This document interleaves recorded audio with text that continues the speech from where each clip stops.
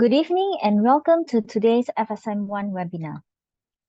The recent announcement Budget 2024 contained bridges to the execution of three major policy initiatives, namely the New Energy Transition Roadmap, New Industrial Master Plan 2030, Madani Economy. Therefore, our topic for today is refocusing and tapping into new opportunities. We have with us today Mr. Chia Chong Ling, Senior Analyst and Portfolio Manager from Principal Asset Management Berhad, to share his outlook for Malaysia. Mr. Chia currently holds the role of a portfolio manager and analyst, bringing with him 14 years of industry experience. He holds a Bachelor of Commerce degree in Finance from the University of Manitoba and is a CFA Chartered holder. Without further ado, let us welcome Mr. Chia. Mr. Chia, over to you. Hello. Let me share my screen. Okay.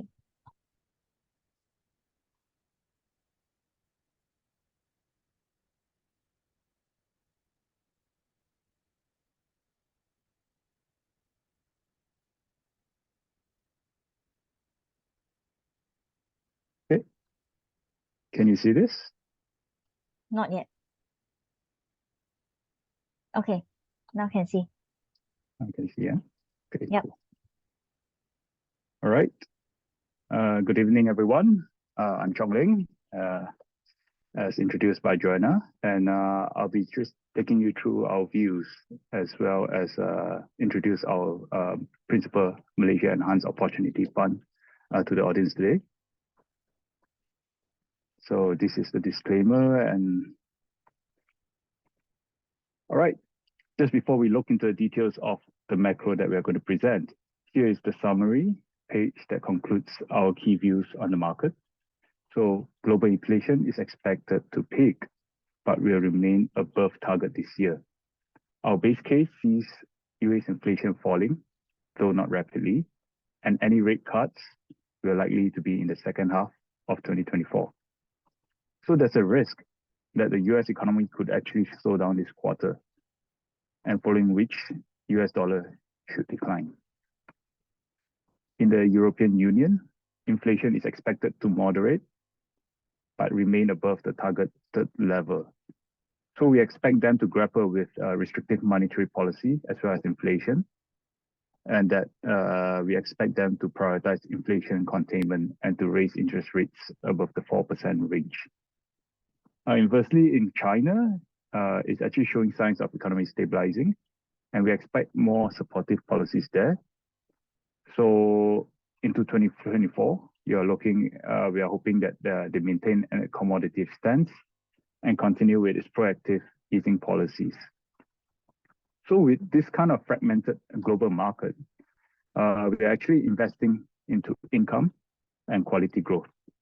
So income will actually continue to serve as an element of volatility hedge to help investors to actually preserve capital while waiting for the market to rebound in a sustainable manner.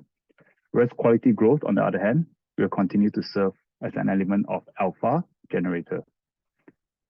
However, this is done through a very selective approach because we think that certain markets and assets are poised to deliver positive returns.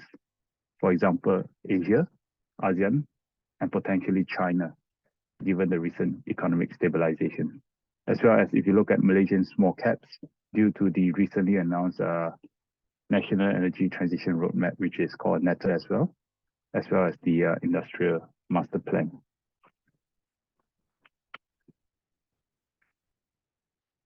So what's going on for Malaysia? How do we view Malaysia going forward? In this slide, we are quite positive. You can see that, looking at World Bank's global growth forecast, although the economic outlook for 2024 is expected to slow down slightly across all regions in the near term, especially Asia, especially US, Europe, and Japan. But whereas you look at Asia, including Malaysia, is expected to outpace the global growth. So this will be actually supported by a steady domestic demand. So if you look at Malaysia, we have recently revised our GDP target to 5 to 6% from the previous 4.5 to 5.5%. So this is actually above the ASEAN 5 average, which you can see on the right chart here. And number two, according to our Department of Statistics advanced estimate, Malaysia's third quarter GDP has expanded 3.3% as compared to the 2.9% in the second quarter. So this is actually above street estimates. And this also supports that Malaysia's macro conditions are stable and GDP growth you and me are actually feeling the pinch of the 25-year low ringgit right now against the dollar. I think we are expecting dollar to weaken into 2024. So looking at inflation, as it slightly tapers off into September at 1.9% versus July and August 2%. This is actually very supportive of interest rates remaining unchanged, and therefore will be very good for economic growth, keeping interest rates low. So we expect Malaysia's OPR to actually remain flat for the rest of the year. However, if there's a removal of fuel subsidies in 2024, we actually don't rule out an OPR hike of 25 to 50 bips to actually cool the resulting inflation from this removal of fuel subsidy. Also, looking at budget 2024, I think it was quite a positive read from there. We saw a record allocation of 394 billion ringgit, which demonstrates the government's commitment to actually strengthen the country's fiscal position, support domestic economy, and low middle income group. All this whilst they are implementing reforms to actually broaden the revenue base and reduce subsidies. So the increase in cash handouts and lifted price controls actually bode well for the consumer sector, whilst the 90 billion ringgit development expenditure will help drive economic growth. And subsequently, the construction sector should also benefit. So further from the commitment to the gradual fiscal consolidation path, you actually saw that they had a newly enacted Public Finance and Fiscal Responsibility Act, and that should actually attract more foreign interest going forward, given how we decide to go forward with our fiscal consolidation. So if you look at how FDIs are coming into Malaysia so far, Malaysia has actually secured a total of 230 billion in FDI commitments up till September of this year, 74 of which is actually from China, and Zafru actually expects 118 billion ringgit worth of FDIs to be finalized by this year. Looking at the numbers, I think we are on track, as in the first half of the year, we saw 63 billion ringgit of approved FDIs. So this made up about 80% of last year's total FDI which were approved. So this will be a new high for post-COVID for us. So this renewed interest that we are seeing in Malaysia is also thanks to this China Plus One theme, where supply chains are being diversified out of China. And this FDI acceleration augurs well for Malaysia's economic growth as a whole. So whilst foreign interest in our markets picked up in July and into August, thanks to the National Energy Transition Roadmap announcement, post-August into September and October, the strengthening of US dollar subsequently led to a flight of capital.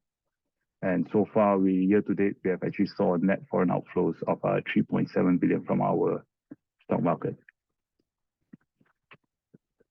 But don't fret, in the last few months, policies have been good.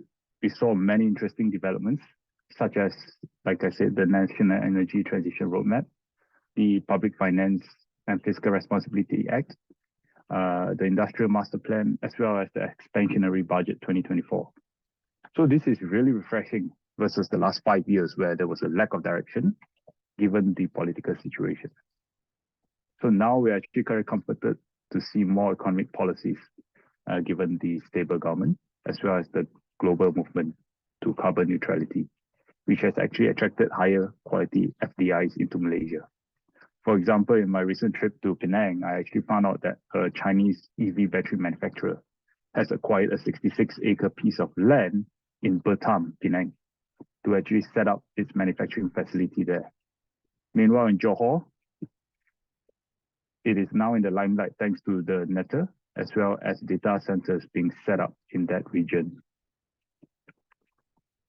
So looking at the tourist arrival in Malaysia, it has been hovering around 26 million pre-COVID, and up to August of this year, tourist arrivals were about 12 million. So we have already surpassed 2022's arrival of 10 million. but we are still very far from the pre-pandemic levels. So as such, I think we could actually see a lot more upside from tourism plays in Malaysia, especially tourists from China, which could be the biggest driver in 2024. And lastly, if you look at Malaysia's valuation, we are still below the 15-year average, unlike Asia Pac ex Japan or even ASEAN's valuation, which are nearly mean right now. So as such, in totality, we are very constructive on the Malaysian market, and thus we are suggesting or we are promoting the Principles Enhanced Opportunity Fund now. So what does this fund offer? Basically, how we run this fund is it capitalizes on these thematics that we have just identified in Malaysia by combining a top-down asset and sector allocation process. And this is coupled with a bottom-up stock selection process.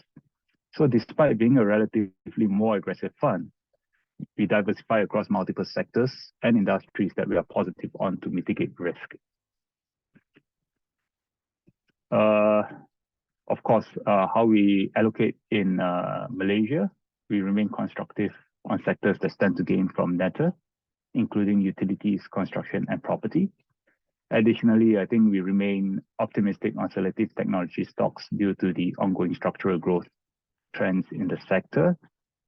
We think the bottom has came, and we are looking for a recovery. We have also become more optimistic about selective financials as we expect positive momentum to persist in the second half of the year, which is primarily fueled by a better earnings outlook. So three risks that we are cognizant of are one, the derailment of our macroeconomic recovery and or corporate earnings growth due to the larger than expected impact from rising inflation, slower global economic growth, as well as a heightened geopolitical risk. Looking at our track record, I think numbers speak for itself. We have consistently beat the benchmark with our investment process, and our outperformance has actually widened since the pandemic in 2020.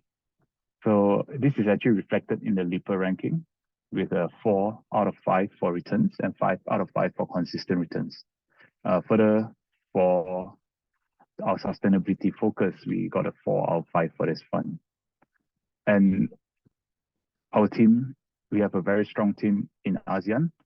So besides a comprehensive investment process, we are actually backed by a strong regional team, which provides us on the ground insights to the region to make informed investment decisions. In ASEAN, I think we have offices in Malaysia, Singapore, Indonesia, and Thailand. And as a team, we looked at over 500 equities and over 465 credits. So just to delve more into this, I can bring you through our top holdings. You can see that the fund is actually managed on a thematic basis instead of a broad base, which is reflected here. We own the stronger banks and Genetech for renewable play, Malaysia Airports for the tourist recovery story, as well as investments in the energy, utilities, construction, and tech teams. So in the last 3 years, we actually managed to beat the benchmark by 23.65 percentage points with a cumulative return of 18%. And as of end of September, the fund's year-to-date return is 4.5%, outperforming the benchmark by 9.3 percentage points. So this is basically our sector allocation, as you can see here, which is quite in line with the thematics that I've mentioned before. And we are prominently invested in Malaysian equities. Thank you very much. Probably we should move on to Q&A.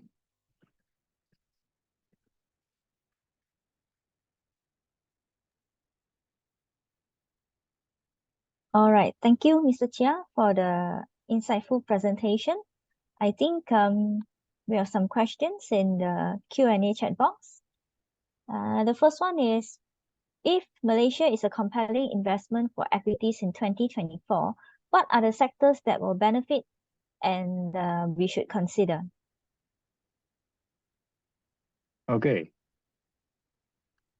So as we have gone through the deck, I think for me personally, what I think will be very compelling in 2024 is one, construction. Two, the renewable energy theme, property, as well as bottom fishing on sectors such as gloves and even technology. So on construction, there are actually multiple infra projects that are in the pipeline, such as the Penang LRT, the MRT3. There are so many flood mitigation projects in the pipeline. Yeah, so I'm very constructive on the construction segment going into 2024, as that's when the projects will really kick off. For the National Energy Transition Roadmap, I think Tenaga is going to be the largest beneficiary, probably, because they own the power transmission infrastructure, which facilitates green power selling. You can also look at the solar players, who are actually basically solar contractors. And for selective property names, especially those with sizable strategic land bank in Johor and Penang. Also be cognizant that on MRT3, there should be a spillover to the property along the alignment in Klang Valley. So lastly, like I mentioned, bottom fishing for bomb-out sectors such as tech and gloves, where we think that the inflection point is here in terms of earnings or in terms of ASPs. So this will be the few sectors that will be interesting in 2024. Okay, thank you. And next question. With the low valuations now and the risk valuation at a discount, do you think we should include China as a component of the investment portfolio in 2024? I think for China, definitely the risk valuation is really low right now for China. And yes, personally, I do think that China has really hit rock bottom, and the only way is up from here, or there's a higher chance of it recovering from here than going further down. But my only reservation for China would be whether or not the government has real propensity to actually introduce the stimulus that is much needed for the country. So, I mean, for example, there are rumors going around that, they are trying to revive the property segment by leveling all the empty units there in China, to restart the whole process all over again. But I mean, it really depends on how you view this. But yes, I think for China going forward, it has reached an inflection point and it should recover. The only question is the velocity of recovery, whether there'll be a big stimulus or not from the government. And that is much needed for China. Okay. Next one. Can you elaborate why so heavily focused on the financial sector? Hi, Edmund. Yes, sure. I know this is supposed to be an aggressive fund, and your question is quite valid. But as detailed earlier, our investment process is you go for income and you go for very thematic quality growth. So with that said, we also are very turning quite positive on the financial sector, because I mean, if the economy grows, you would need the financial sector to grow along with it, and earnings as such should improve. And yeah, I mean, that is one of the reasons. And the second reason is, of course, because we are also on a benchmark, and this fund is actually benchmarked to the FPM 30. So basically, although I have 20% over in banks, the benchmark has 40% over. So I'm actually underweight in that sense. Thanks. Okay. Next question. How EV will benefit Malaysia as the players are not Malaysian made?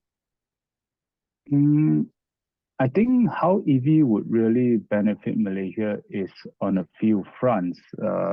First, will be it's not so much of a monetary thing. So basically, with the carbon neutrality goals of Malaysia, we are hoping to be carbon neutral by 2050, right? So for that to happen, I mean, transport is a huge chunk of carbon emissions. So we need EVs to actually achieve this goal. Of course, also, if you're looking at EVs in the sense of driving our energy transition plans, in the sense that EVs need more charging, we need more investment into the grid, we need more solar panels to actually be more carbon neutral. So all this it's a cause and effect thing. So we need this EV to actually help push this entire transition plan through as well. So also, if you're looking at EV, like I mentioned earlier, there was a battery player who is coming in to Malaysia to set up shop. So 66 acres of land, and they'll be setting up shop here. There'll be FDIs, there'll be imports and exports. So I mean, it's also going to drive the economy as we are supportive of the supply chain as a China Plus One team. Okay. Next question. What is your view on the weakening ringgit? We think that the weakening ringgit so far is not so much of weakening ringgit, but it's more of the dollar strengthening against many currencies. So given that and our view on US dollar rates, if rates were to stay flat, I mean, this is a big if, and I mean, no one can actually tell what is going to happen going forward in the US. But given the inflation data so far, if rates were to remain, I think going forward, US dollar should slowly depreciate on a coming down. It's a downtrending, basically. Okay. We have one more question on EV. As a fund manager, how would you tap into these EV companies as most of them are not listed in Malaysia? Yeah, so for the EV plays, I would look at it two ways. As part of the supply chain, like Genetech, for example, or even the OSATs player or the LED players like DNO, or you can go to the retailers or the distributors such as Sime Darby. So Sime Darby is interesting because if you look at how many brands they carry that do have EVs, it's actually quite a long list. Okay. Next question. What's the allocation percentage between the main and ACE market for this fund? There is no allocation percentage. I mean, there's no restrictions on that. So we just invest. Basically, we look at sectors. We look at a macro, then we look at a sector, and then we allocate according to sector. And then from there, we actually have a bottoms-up view. So it's non-restrictive in that way. Okay. Next one. How about the plantation sectors and wood furniture industrial like Hevea, Hevea? Yep. Okay. So I think for the wood furniture, I don't follow it very closely because the last person I spoke to was Tan, and they are not furniture based, but they actually supply timber as well as plywood to Japan. And I think wood prices has came down quite significantly. But on the furniture side, if Hevea is an exporter, and if you look at the global economic data that are coming or the forecast that we are looking at, if GDP was to slow quite drastically in the next year or so, I would think that your housing markets globally has already came off quite significantly. So, furniture demand is quite related to that. And as such, I don't think there is anything interesting in the industry, in the furniture industry right now. For the plantation sector, I do also cover the plantation sector, especially palm oil. So looking at planters, I think the biggest thing now is about El Nino, right? So El Nino is basically the dryness of weather in this part of the world. So if you look at the weather in Malaysia, this last 2 weeks, it's been really wet, unlike what El Nino is supposed to be. So if you look historically, after a 3-year cycle of La Nina, which we had in the last 3 years, generally you need a break in between, a year break in between, before the El Nino actually becomes very impactful.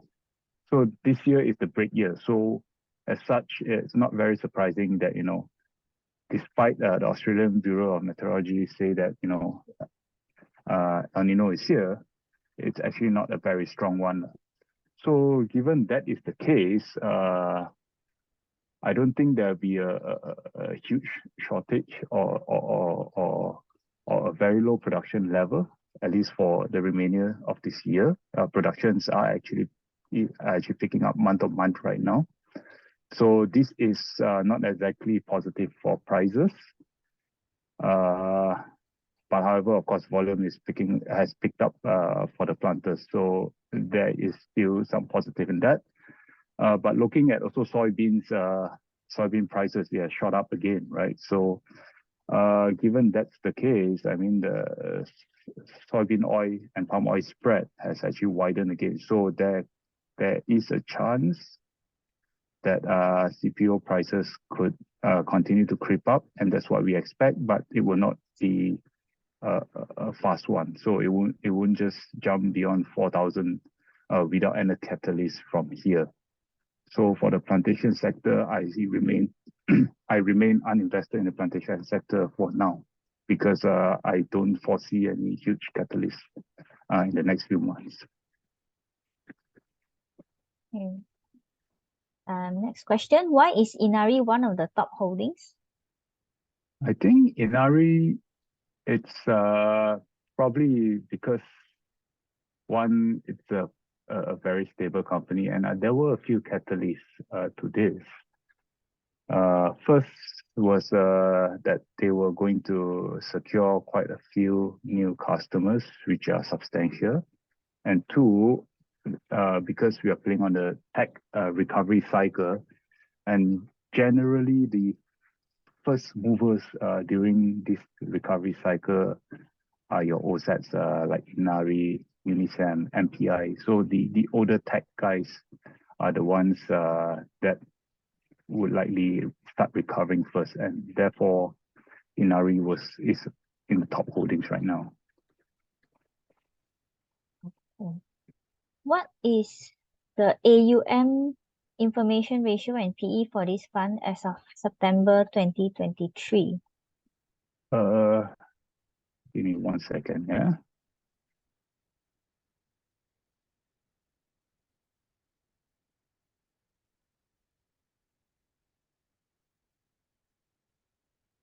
So the information ratio as of September is 0.29.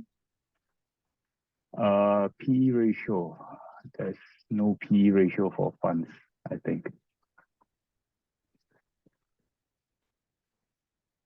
All right. One more question. For the Principal Malaysia Enhanced Opportunities Fund, does it have exposure to data center under IT? Yes, we do. So as you can see, our top holdings as of September 30th is one of it is YTL Power, which we have 3.9% of. So basically, YTL Power, we know that it has run quite a bit and did quite well because of its high margin power supply in Singapore. But other than that, I think YTL Power also has is the vehicle that YTL selects to park its data centers under. So right now it is actually building a couple of data centers in Johor. So this is how we are actually capitalizing on this data center theme. And of course, if you look at data centers, I think you have seen lately many contractors actually winning contracts, huge contracts for data centers, such as Sunway Construction. They have won 2, and I know IGM is looking at it, and Gamuda as well. And although we can say that it's a very easy job, it's a box build. You just build a square or a rectangular building. If you can do it well and you can do it very fast, you can win the contract from these MNCs, which are willing to pay quite a premium if you can do it fast. So if you look at the contract values, I mean, Sunway got one where it's an entire build and fit. It's almost 2 billion ringgit. And if you can complete that contract in, say, a year and a half, and with a decent margin, it's actually quite accretive to the bottom line of the company. So that's how I will play, YTL Power as well as contractors. Okay. Next question. The weak ringgit, import of steel will be expensive. Will the local steel players have opportunity to come back? And what is their future? Okay, so for the weak ringgit, my concern on steel is not so much on the ringgit or US dollar per se. I'm more concerned on the oversupply, and if China doesn't pick up, China will be dumping steel into the global market, and I think we are seeing that now. So that is my concern for the steel market. However, having said that, I mean, looking at Anju and other guys, I think costs are steadily coming down. Your coal prices are very low because that it's an oversupply situation.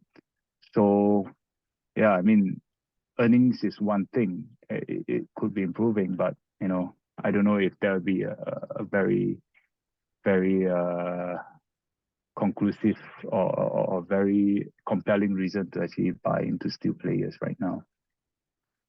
On the other hand, look at aluminium. I actually prefer aluminium over steel as a material. Thanks. Okay. I think we have no more questions for now. Okay. No more questions in the Q&A chat box. So I think we have come to the end of today's webinar. Thank you, Mr. Chia. If Thank you you have very further much. questions, feel free to send us an email at investhelp.my@fundsformat.com.